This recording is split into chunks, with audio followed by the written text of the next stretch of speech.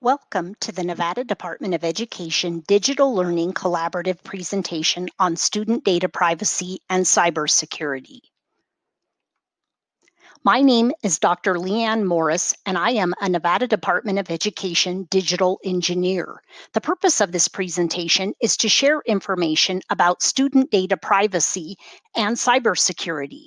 These topics should be addressed and reviewed at the beginning of every school year to provide an overview for all staff members of the critical importance of understanding federal privacy laws, personally identifiable information, or PII, knowing approved technology resources in your district, understanding your district's acceptable responsible use policy, or ARUP, and social media policy if applicable, and a few important considerations about cybersecurity.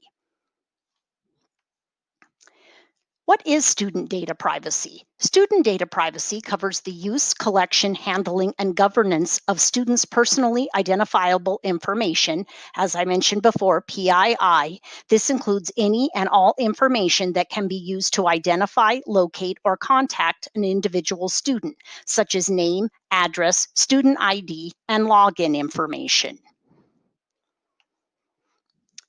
Why should classroom teachers care about student privacy? One, there are legal and ethical restrictions that impact district schools and teachers. Traditionally, student data consisted of things like attendance, grades, discipline records, and health records. Access to that data used to be restricted to the administrator, guidance counselor, teacher, or other school official who needed it to serve the educational needs of the child.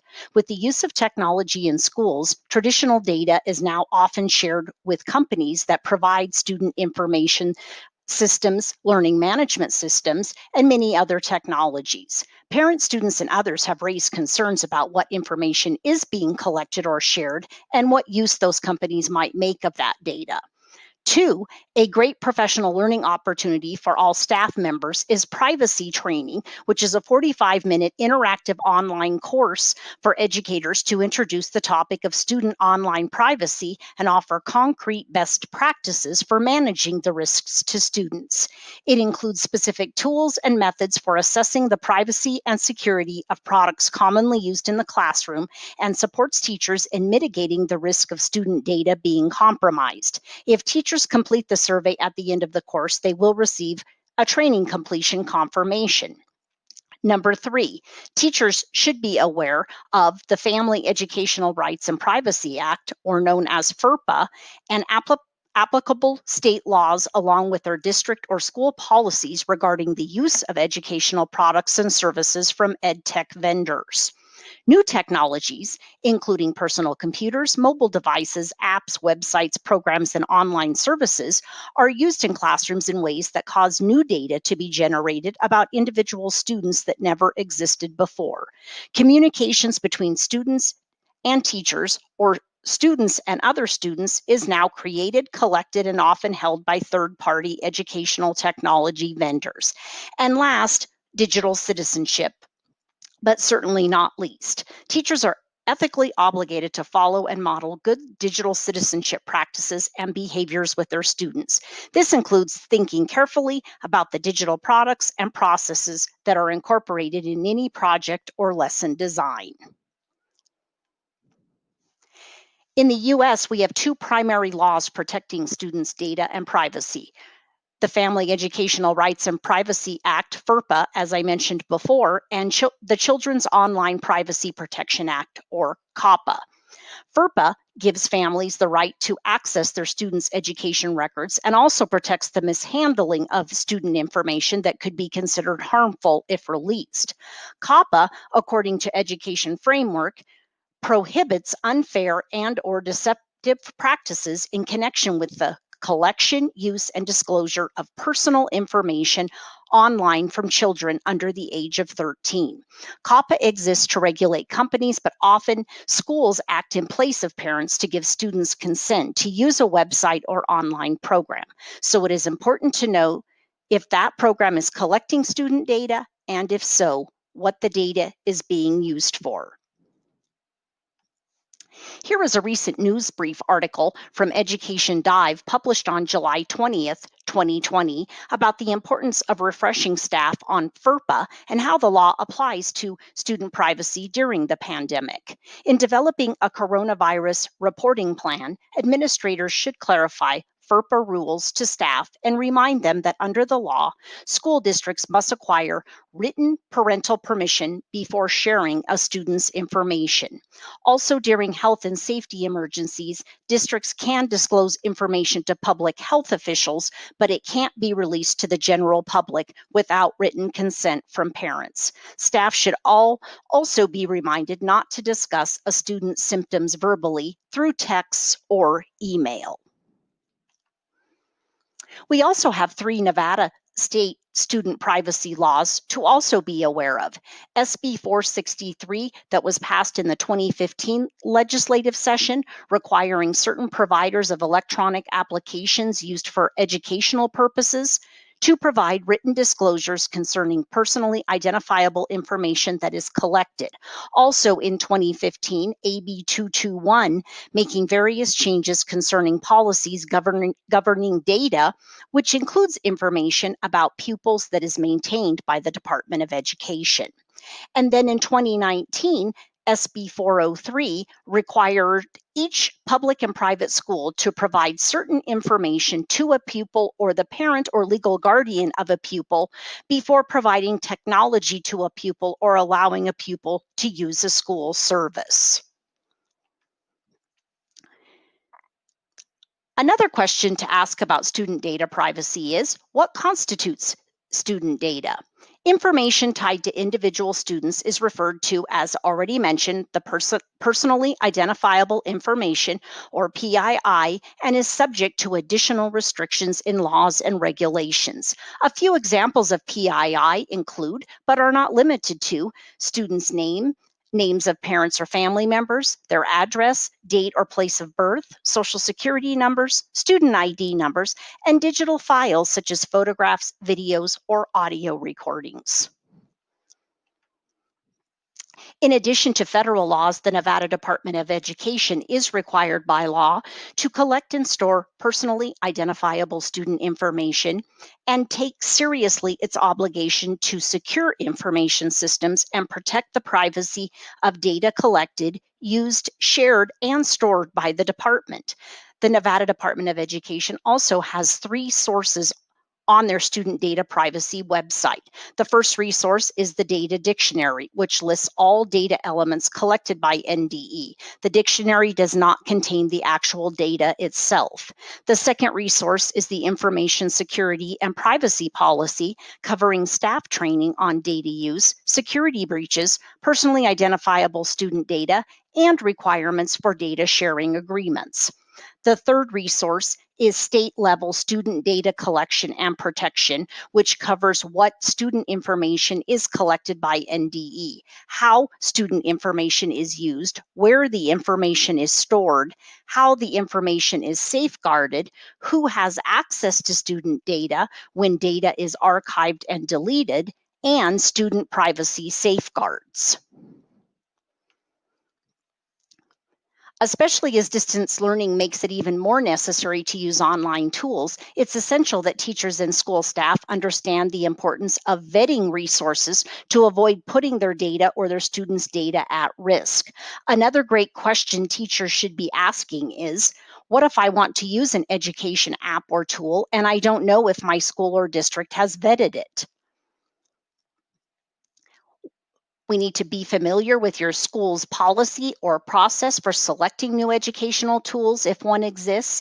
If an app or service you want to use is not on the approved list, ask for it to be vetted and ask how long the vetting process takes.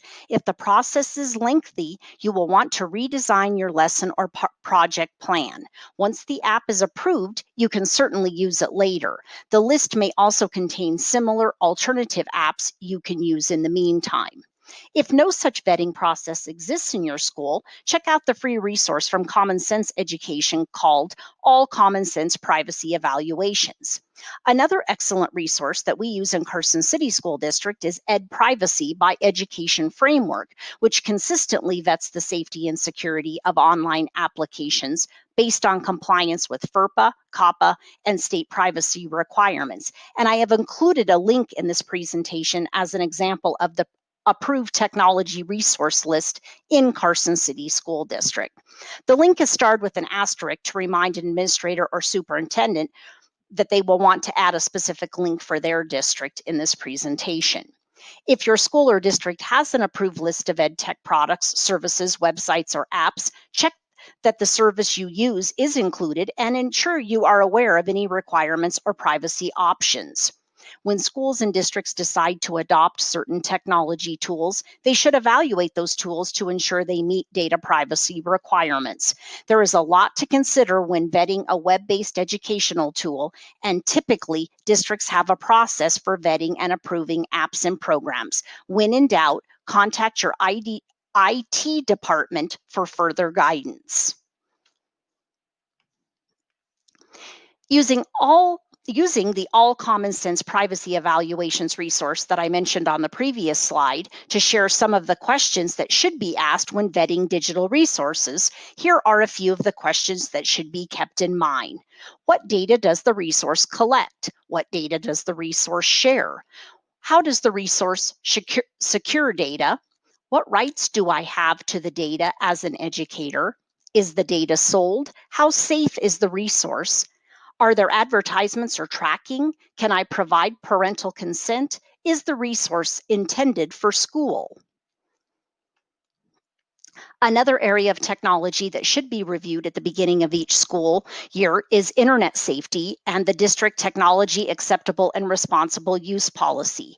Each district has its own technology acceptable responsible use policy and regulation that outlines important use of technology for all users.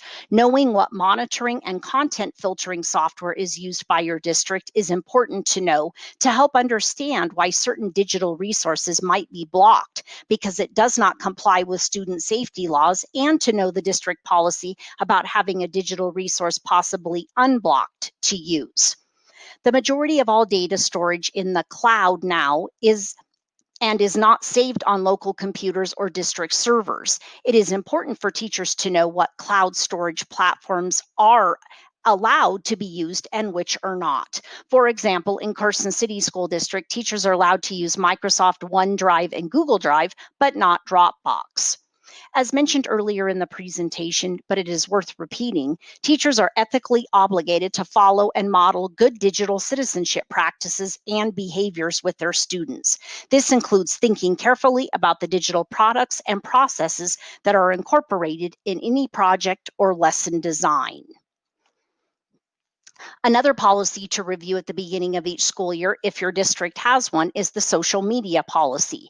When teachers want to use social media accounts as a communication tool with students and parents, always get authorization from your administration and use a district email to set up the account, not a personal email account.